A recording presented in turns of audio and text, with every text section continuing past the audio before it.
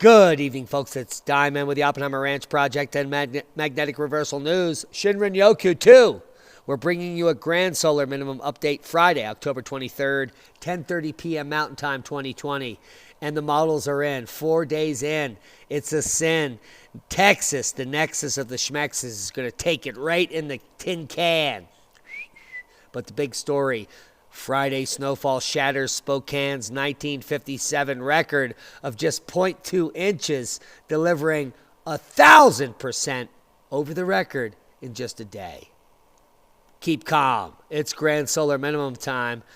The second snowiest October day in Washington state on record causes crashes, falling trees, and power outages, and that's just a start. Take a look at these totals. They are not schmodals. They are depths. Grand solar minimum depths. Grand solar minimum much? We sell that shirt. Weather Service, record-breaking lows possible in Wyoming over the next few days. Not only are they possible, but sub-zero and ridiculous. Now, take a look at some of this information. The National Weather Service in Riverton is predicting record-breaking temperatures throughout much of the Cowboy State Sunday and Monday. According to the special statement, a strong cold front will cross across the state Friday through Sunday. And after it moves through, temperatures will be sub-zero to single digits. They're only expected to increase into the teens for highs. Those are not lies. Take a look at the depth of the global warming goodness here in Minnesota, where the heaviest snow could fall Sunday, potentially. It's already fallen. It's already broken records. The Twin Cities got hit by snow on Tuesday. Central and northern Minnesota received accumulating snow on Thursday, breaking all-time records. And it appears that far south Minnesota stands the best chance for the next round of accumulating snow this weekend. Risk of seeing 2 or more inches, very high in the south. How high are you? Let's take a look. Heavy snow is headed to Colorado, but not before more gusty conditions prevent Lee and I from finishing the sawmill roof. But to get real, we have some great footage of us putting on roofing today, and we'll be putting up in the morning, so stay tuned for that. What should you expect in Colorado over the coming days? Well, nightmare! It looks like 8 to 10 inches over most of the upper mountain areas, the montane, all the way through the state. We need this. It's going to quelch the Cameron fires and all these epical fires that they're claiming up in the north that are unprecedented. Now, Brad Labs from the Upper Peninsula region, he loves to fish in the Great Lakes, but he's telling us, now I trust this guy because he has the data. He's been on these lakes every day for 35 years, and he says that they're going to freeze up in the next 6 to 10 days. The southern lakes, Ontario, Erie, etc., they typically don't freeze up until Thanksgiving or even Christmas. But he claims that before Halloween, the Great Lakes will be frozen. So we're going to be watching that closely. Thank you, Brad. Weather Authority alert, major storm, extreme cold to impact Montana. Holy macaroni. Where is Montana anyway? Isn't that like Canada or something? Oh, no, I've been there. It's in the U.S., but it's going to be extremely cold. Untold. A major storm with several inches of snow has made its way into Montana and will impact most of the state Friday into Saturday. Prepare for blizzard conditions, strong winds, dangerous driving conditions, and extremely cold temperatures. I hope you have wood and a wood-burning stove. Western Montana, a strong winter storm will impact the area Friday through Saturday and into Monday, which will not be a fun day. Snow and winds will be a major factor. Blowing snow will cause reduced visibility, especially over mountain passes. Dangerous driving conditions are likely throughout the state. Look at the temperatures. Absolutely astounding. Minus 21, minus 2, minus 6, minus 10 degrees in Idaho Falls. Hello! That's looking chilly. Now, if we look at the snowfall analysis for the last 72 hours of powers, we're going to see up to 24 inches hitting right here in the Wyoming-Montana border near the Bitterroots. And the storm we predicted weeks ago brought up 8 to 12 inches straight across a swath from the North-South Dakota state line through Minnesota and into Wisconsin. Huge amounts of snow burying crops that may need to be harvested, so to speak. But there's more coming, we just told you. Heavy snow for the northern Rockies and northern plains. Critical fire weather conditions for parts of the West. Now, before I read the narrative, take a look at the winter storm warnings and watches. 1, 2, 3, 4, 5, 6, 7, 8, 9, 10, Schleville, Schlavazel, 11 states with winter storm watches and warnings dipping down to the south, while frost and freeze warnings go all the way into Texas. If your cantaloupes are out, you're fluxed. Trust me. Wind blowing everywhere in the magenta. A storm will bring heavy snow and gusty winds from the northern Rockies to the northern plains this weekend, along with bitterly cold temperatures. Meanwhile, dry and gusty conditions will result. Yeah, I looked at the models. They are not showing any precipitation out here. So, God, good luck, Cali. That's all I got to say. Cali, wowie. Where are we going? Where are we at? Here are the models. Let's walk them through. The GFS. Here's your Saturday morning through the day, Sunday morning, Sunday afternoon, Monday morning. It's going to hit us down here. We're down in the Four Corners spot there. Boom. So Monday afternoon, we should get wet, and it's going to get cold. Tuesday, our registered low should be about 18, maybe even lower. We'll report on it. And then the storm continues through Tuesday, Wednesday morning, Thursday morning, Friday morning, and then we're out of the woods. But if these models are correct, holy macaroni, it's going to be cold down there in Texas. Dennis, I know you went back home, but get back to Pagosa. It's much warmer here. Trust me, we're going to be cutting some wood. The two largest wildfires in Colorado history are burning at the same time, just 10 miles apart. If they merge, if they go, oh, it's record time. Or is it? According to the U.S. Forest Service history, the 1910 fires eclipse anything that the media is reporting on today as being spectacular. In fact, at the same time in 1910, there were like 8,000 fires burning across the western U.S. Right now we have barely 2,000. But the amount of forests being burned in 1910, I can't even comprehend based on what they're purporting is like the biggest fire ever. So if you want to know about the facts, I'm going to leave you links to this article, which is not a sharticle. It's absolutely the facts. There's that. Seismic update. We're in a seismic warning because there's a huge coronal hole facing Earth. It just faced us about 6 hours ago, kicking off this 6 magnitude down here in the Fiji Islands. But it has also caused quite a stir up in the Hawaiian Islands. And we're going to get to that worldwide volcano news update. We have Popocatépetl erupting continuously for days that amazed the people in the cities surrounding the region, as well as Semeru, Ducono, Reventador, Sabancaya, Swanosima, Kapahue.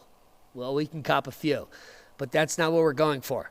We're going for some facts. And the most important uptick, well, Etna has been erupting significantly with ash emissions ongoing. But that's not the big news. The big news we already published over at Oppenheimer Ranch Project just about 2 hours ago, and that's that Kilauea volcano in Hawaii has an earthquake swarm near the summit caldera. Literally swarming around it. This means magma is moving in from this region. It's causing some tectonic flexure in this region, and it's moving right under that groundwater lake that's sitting at the bottom of Kilauea, which would result in a huge phreomagmatic eruption. Now, let's look at the lake disposition here. If we could just open the image, I think you'll get a quick view of it here. Here's the difference between August 2nd, 2019 and July 21st, 2020. Literally, the groundwater filled up a lake in a caldera that's probably approaching 600-700 feet deep. And if the magma starts coming through this water, the steam generated will be more epic than the actual eruption itself, which we refer to as a phreomagmatic eruption, when you have huge amounts of water that evaporate at the same time that the explosive activity occurs. Typically, these occur on island margins where volcanic activity is actually subsurface in the ocean, and the ocean explodes. But this is a different set of affairs, and that is, I have no idea what that is. Let's just get rid of that. Let's get back over here. Yes. So what happens here is that all of this water, which is fresh water, has to evaporate. All of it has to evaporate in order for the eruption to continue.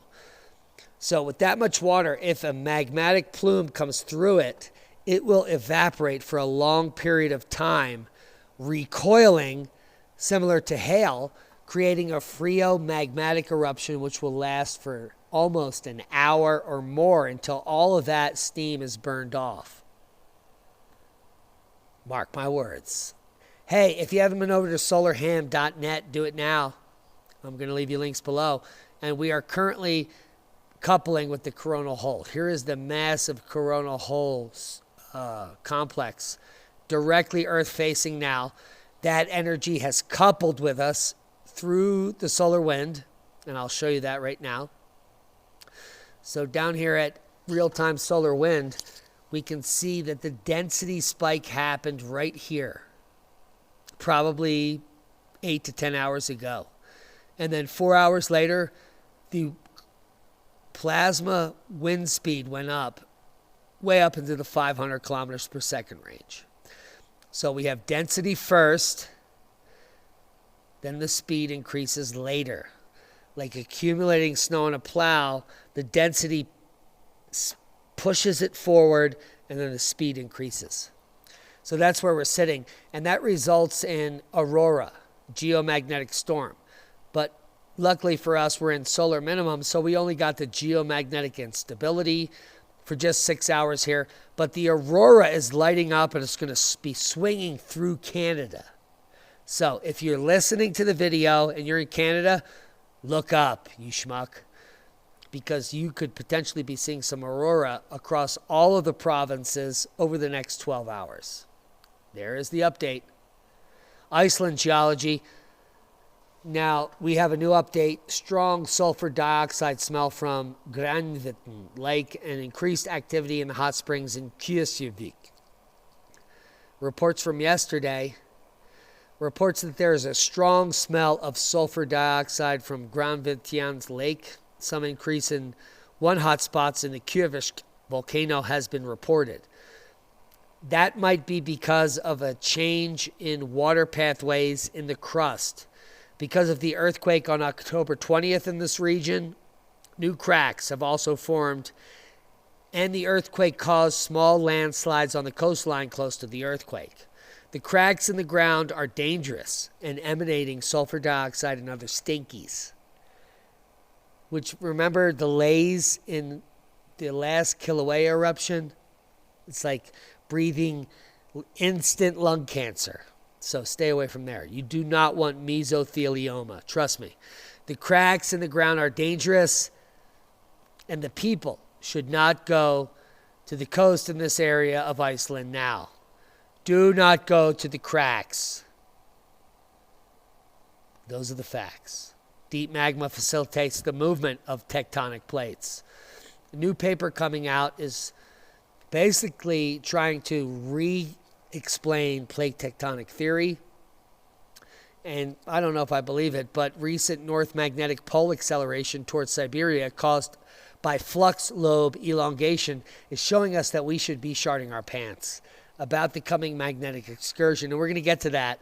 But a new website puts climate in your hands. It's like Play-Doh. It's literally like Play-Doh. The European Space Agency, or the ESA, has released decades of data from their satellites. I don't know what the fuck the name of the satellite is. Who cares? But the satellites have been gaining data on the climate, CO2, greening of the earth, methane, all types of stuff. And you can go watch these real-time videos for the last 2 decades on what actual climate change is. And if you actually watch all the videos, what you're going to glean is that climate is natural, not catastrophic, periodic, and episodic. So it has an ebb and flow on its effects. And anyone like Al Gore that says that we're all going to die in 4 or 5 years is totally full of because there is no scientific evidence to support that nomenclature. Period. Oh, but Obama goes full tilt climate crazy. Shut up, Al. He's saying that Al says he loves Obama. That's my buddy. That's my buddy. Shut up, Al. Get in your hole. No bun cake. Now, Obama goes full on climate crazy and claims that kids will face an uninhabitable planet. Now, Al claimed that we would, shut up. We would all be, but he bought a mansion on the coast. So that's why we've got him in the bunker right now. But Obama going full on climate crazy, telling kids will face an uninhabitable planet in their lifetime. That is child abuse. That's egregious disrespect and misinformation. If there was an actual... Look, if our criminal justice system actually worked, Obama, right there, would be held liable for his lies because he's actually abusing... I don't know what that generation is called. Our youngest generation is now being indoctrinated into his false narrative of the climate change. 4 decades now they've been bitching about this. And nothing has changed. Except the face of the people talking about it. This multi-millionaire living in his palatial palaces on the coast is telling you that you're all going to die in 5 years from climate change and sea level rise. Okay? You get that? Are you getting it? Well, here's some facts. Scientists built a genius device that generates electricity out of thin air. It's just using humidity and telluric currents, and it's like photovoltaics for idiots. You don't even need the sun, just some humidity. So this is almost a barometric pressure electric accumulator. Amazing. Doctors in South Korea call for flu vaccinations to be paused after 25 people die. Nah, they didn't die. And if you read the article, guess what they say? They said, we researched it and they didn't die from the vaccine. So we're going to continue to vaccinate. That's your future. The Chaos 7 geomagnetic field model and observed changes in the South Atlantic anomaly paper just published moments ago, showing us very bad news. Now, they were studying the South Atlantic anomaly and the magnetic field on Earth in a limited region in South America. But what they uncovered is devastating. And it shows that the magnetic flux and the field change on our planet is increasing, if not accelerating. So everything we ever predicted in the past has now been clicked up a notch and is now happening faster than ever has been thought before, which is good news because we were predicting based on the data that the magnetic excursion peak or reversal would happen in the 2050s, but now it's going to happen before you die. Yes, right before your very lives. I'll leave you links to this paper, and if you can wade through it, good luck. Now, we opened a BitChute account 1 year and 3 months ago. Haven't published a single article or video there. And in the last 24 hours, have published 3 articles up there. Articles that have been taken down from YouTube, by the way. So this is our new resource. So all of you out there that are worrying if Oppenheimer Ranch gets shut down, Magnetic Reversal News, Shinrin Yoku, whatever, if they get shut down and you're a Patreon, you will not miss a single video. Our Patreon account includes every single production we make. Oppenheimer Ranch Project, Magnetic Reversal News, Shinrin Yoku, anything private or salacious, all on Patreon. So if you just become a Patreon to the Oppenheimer Ranch Project, you can get access to every single video we ever produce. Because as soon as I'm done producing it, I put it on Patreon. I don't put it on all these other platforms. But if YouTube decides to shut us down, we're now at BitChute.